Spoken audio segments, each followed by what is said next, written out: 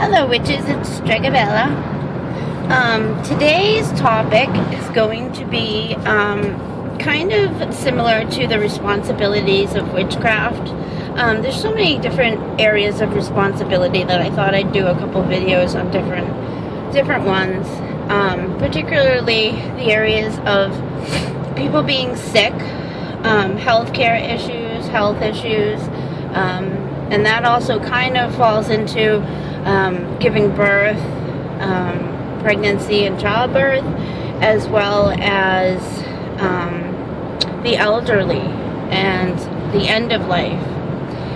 It wasn't until the recent last 100, 150 years when technology became available that these things were no longer the responsibility of the wise ones or the elderly women who had this knowledge from their mothers and grandmothers and things like that.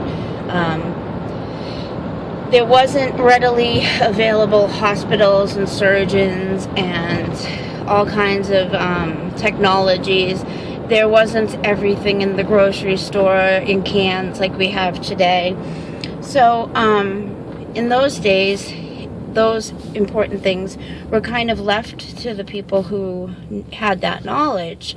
Knowledge was more secretive and guarded and passed on from generation to generation, rather than the way it's readily available today to anybody who can Google it. That includes the craft and more mysterious, secretive, magical, whatever you want to call it, mysteries, things to do with astrology, numerology, theology, philosophy. And when you look on the internet, and I don't know if any of you have watched that channel, the Spirit Channel or the Spirit Guy, and he kind of explains some of the scientific aspects to stuff like alchemy and the flower of life and Kabbalism and stuff like that. He explains it in a very easy to understand way. But at the age that we're in now, it seems like people are starting to do this like awakening. People are involved in more spiritual things like yoga and Reiki and tantric stuff, Kabbalism. Those things are kind of having like a new revived interest in them.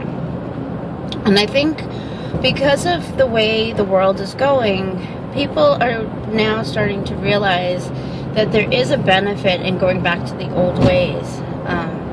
For example, a lot of people are starting to become survivalists, learning how to grow vegetables and use herbs and do things in a more natural way.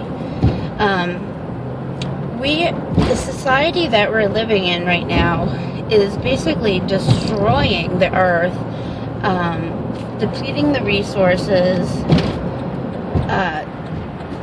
killing the way even the bees are becoming an endangered species.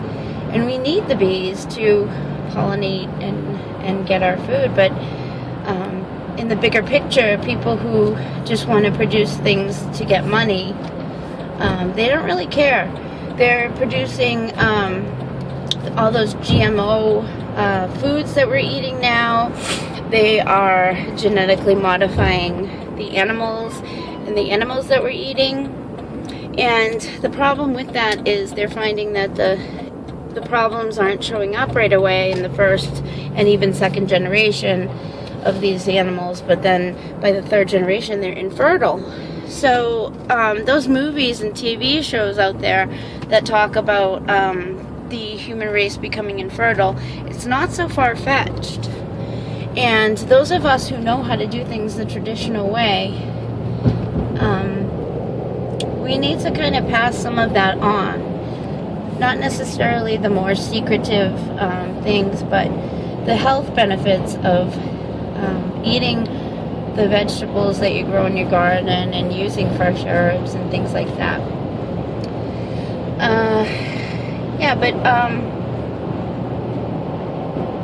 Particularly also with the elderly and the medical stuff, We are so far removed from that as a society now. Now we have no idea what to do when somebody gets sick, somebody gets a temperature, and you just automatically bring them to a hospital or a doctor. In the old days, you only went to the hospital if you really had something that was so serious that you absolutely were gonna die. The women of the household generally knew what to do in the area of any kind of sickness. They knew what herbs to use. Chicken soup used to be a really good thing that everybody used rather than going on antibiotics. In the areas of giving birth, people gave birth at home and went through their pregnancies without going constantly to the doctor and having multiple ultrasounds, because things generally went pretty well. There wasn't this huge amount of cancerous things and abnormalities and all of that. Don't you think it's a coincidence that now we're eating genetically modified foods and all these weird chemical things are in our food to preserve it, and now we have high instances of all these terrible, horrible diseases and things? I don't think it's a coincidence. And the elderly, people don't necessarily die at home anymore. Most people die either in a nursing home or a hospital or a rehabilitation place. And that's sad. People work their whole lives to own a home and so forth, and they end up getting put in a nursing home, and their home is what is used to pay for that. So they have nothing to pass on to future generations.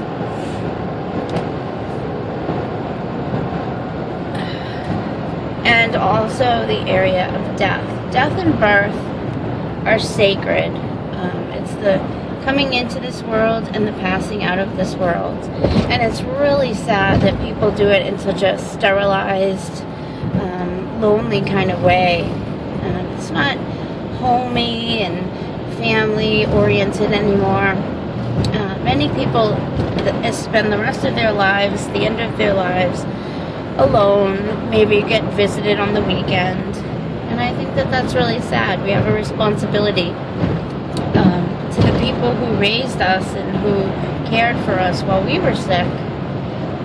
It's just kind of this last couple generations where people don't personally attend to these things anymore. But I think in our tradition, we really do have that intimacy and that connection with things related to health, birth, death, and the darker aspects of life. People need not be afraid of that, and I think, especially America, we just don't want to get our hands dirty. We're grossed out by blood. It's, hide everything, cover everything up, cover your pimples. Nothing's natural anymore. I notice even, I never wear facial makeup, on my whole face, because the few times that I've tried to put foundation, it just clogs my pores and makes me break out. For some reason, it seems the more natural is usually the healthier and usually the better. But I just thought I would talk about these areas, especially the food. Research what's going on with our food and what these GMOs are, and how the regulations on what they can feed us have been minimized to a huge extent. They don't need to tell you anymore really where your food came from or if it's natural. I was watching something on the internet with gene splicing and glow-in-the-dark cats, and it's crazy what scientists are doing. Some of it probably is illegal.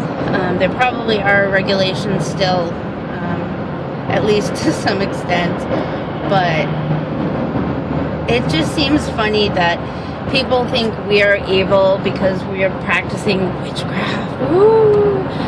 But most of what we do is just what used to be done in the olden days. You know, we're following a more natural, more nature-based path. We're more connected to the earth, more connected to the stars and the moon cycles, but yet nobody finds it evil or crazy or says anything about these crazy things that are going on in the scientific or the government or what people in serious power are doing.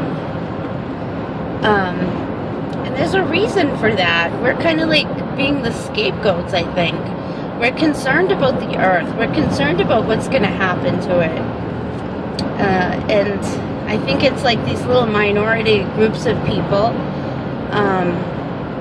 that kind of do end up being the scapegoats and the ones pointed at saying, oh, they're the bad ones. But usually it's to detract some form of attention from themselves.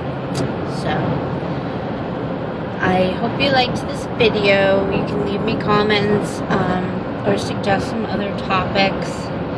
But I just think our society is like so hands-off, and I just don't like it. Blessings. Bye.